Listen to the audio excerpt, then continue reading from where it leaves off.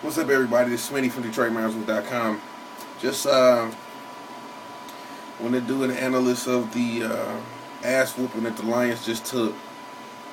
And, in a lot of the losses, there are a number of things that you could point at. I'm not going to look at just one thing, but I don't think the team was mentally prepared coming out of the bye week. I look at some of the good coaches in the league that have a lot of success. They have a real good game plan. The things are really set up coming out of the bye week. But the Lions look very flat. There was a few guys that were making plays, but it just didn't come together today. Titus Young, namely, and even Bannon Pettigrew, they had decent games. They didn't drop passes. Calvin did drop a ball in the end zone. A lot of that stuff, to me, I can just start adding it up, but it's like, when special teams is not playing that well, you're kicking the ball to Hester, your punter's not healthy, Matthew Stafford has a fractured index finger, and he's throwing the ball all over the place. There were times where I figured the Lions that could come back if,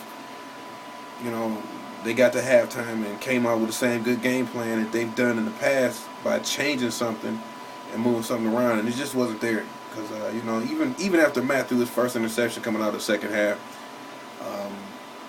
I figured that they still had a chance because that interception didn't take any time off the clock.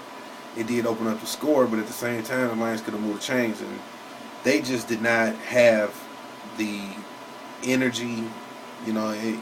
The two turnovers early really hurt. I look on the stat sheet and I say that Cutler only threw the ball 19 times with 9 completions and 123 yards. If you told me that, I would wonder whether or not he was sacked, 15 times. So, the game was real one-sided. Special teams really didn't do their job. Of course, the punter was out.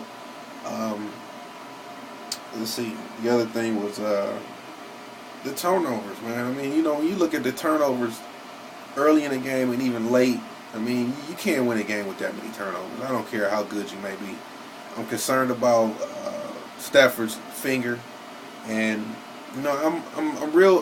The one thing that I want to say is that if we can't come out of a bye week focused, and able to maintain possession of the football, then this team is going to have trouble.